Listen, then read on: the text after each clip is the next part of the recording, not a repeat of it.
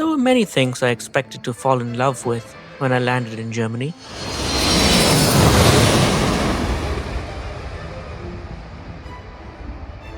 BMW Welt, their cars, their engines, currywurst, and cool, crisp beer. But what I actually fell in love with when I left was their obsession with structure. What blew me away wasn't a car. It was how, with scalpel-like precision, drivers immediately return to the right lane after passing. They even have a word for it, Rechtsfahrgebot, the right lane rule. It's not just etiquette, it's law. And it might just save lives.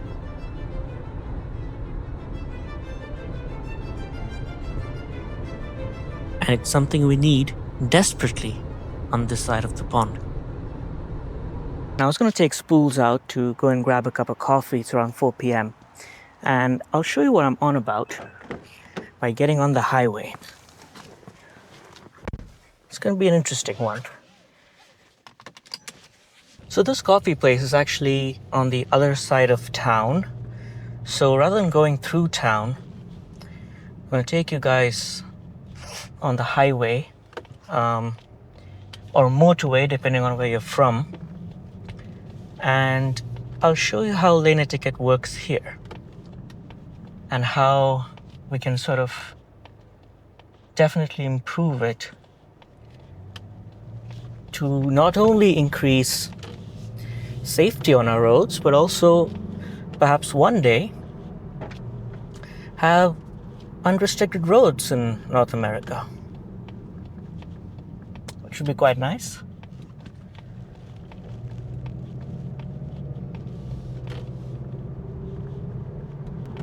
And here we are merging on to 85 South.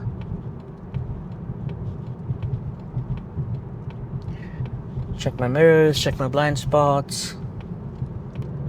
The idea with the right lane rule is that you only remain in the left lane as long as you're passing somebody. And the moment you're done with that pass, you should ideally be getting on back onto the right. But we don't do that here in North America. It's not too bad when we have a 2-lane road. We do tend to follow it for the most part. But once we get more than 2 or 3 lanes, we start to forget that we should indeed be keeping right unless we are actually passing someone. I'm going to get into the left lane, past the CRV and the BZ4X, I guess. That's the one with the made with Subaru. And get back into the right lane. So if anyone's going faster than me, they can easily pass me without having to tailgate me. And it makes the road much safer.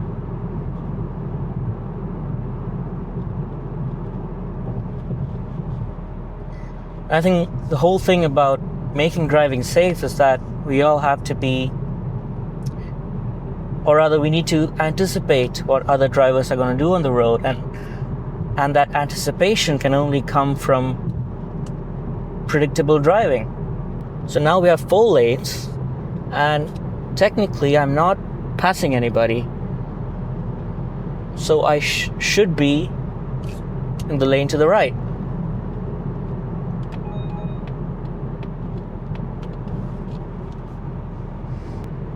And the moment we all start cruising in the middle lane, what we have effectively done is that we have converted a 3-lane road into a 2-lane road.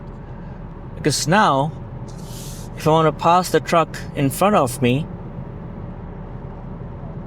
if I'm on the rightmost lane, I have to move over 2 lanes to pass him, or undertake him, which is frankly quite dangerous. For example, right here, that truck, the Ford, and the semi in front of him should ideally be in the rightmost lane.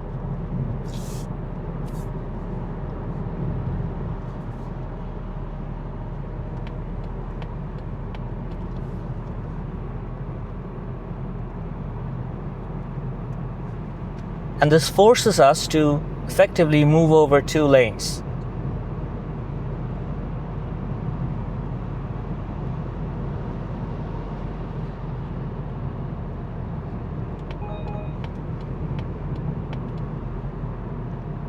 And now I have a clear right lane in front of me, and technically I should be driving here. So cars faster than me have 2 lanes in which they can overtake.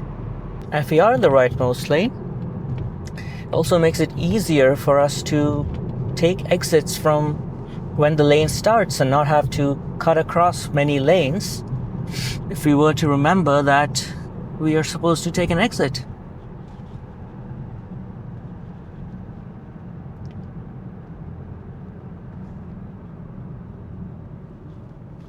So yeah, it's a pretty simple rule, and I think we really need it over here.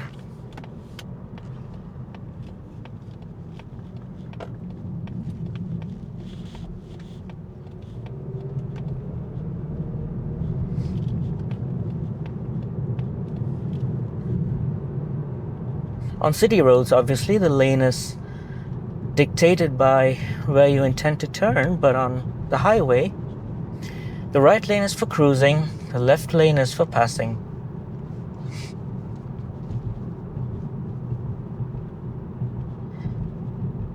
I guess the stereotype of camping in the left lane has also been perpetuated through pop culture. I mean, there's an Eagles song called "Life in the Fast Lane." You shouldn't live in the fast lane. You should just overtake in the fast lane.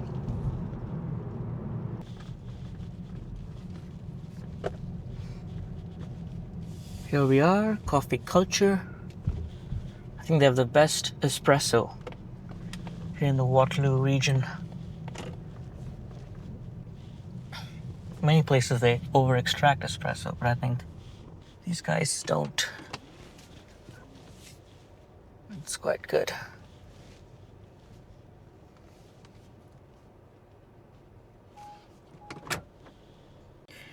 Right, just got my coffee and heading home.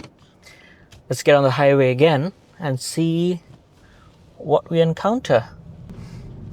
Coffee does smell good though. That's another example right there, failing to yield.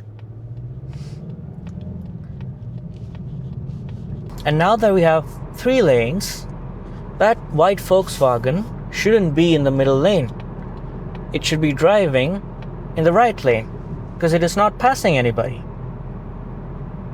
And if I wanted to pass him, I would have to move over 2 lanes, or I would have to undertake him, which is dangerous. But now I am passing this Odyssey, so I am going to move over 1 lane.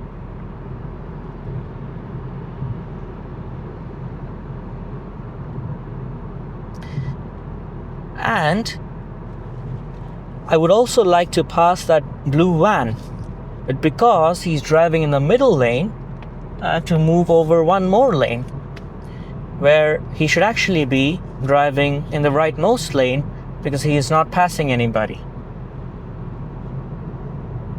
So yeah, this is something I wish we could really change in North America.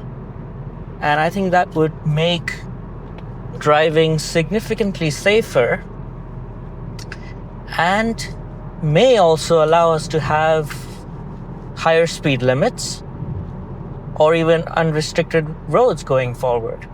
Because modern cars are quite capable of doing speeds up to 100 miles an hour or 100 kilometers an hour.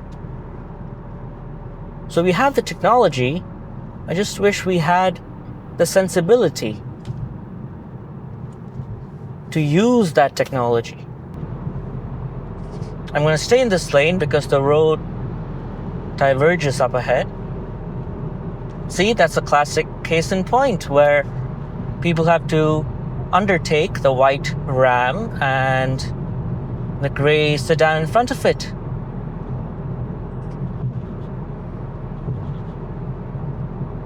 So it just makes traffic very I guess, unpredictable on our roads. And I think that's a big contributor to the number of fatalities we have. Because in Germany, even though they have many sections of unrestricted Autobahn, they still have safer roads.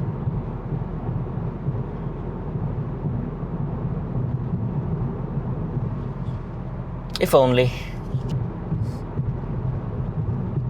But I do find that the right lane rule is a little bit stronger in other parts of Canada, like Quebec. It wasn't too bad in Alberta either. But I do think we need a little bit more stricter enforcement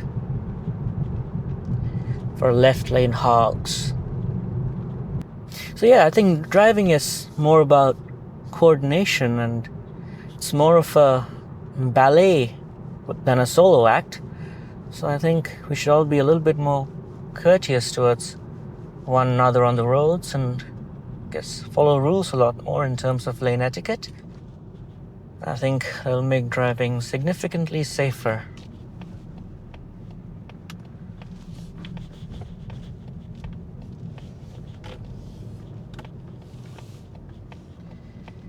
Here we are back home. I hope you guys enjoyed the video, and I would like to thank all my first batch of subscribers and everyone who watched the first video. It means a lot. Certainly do stay tuned for more. And do consider subscribing, liking, and also sharing your views in the comment box below. Let's have a healthy discussion about driving habits, I guess. Well, anyway, thank you for watching. I'm going to go home, enjoy that cup of coffee, and see you guys in the next one.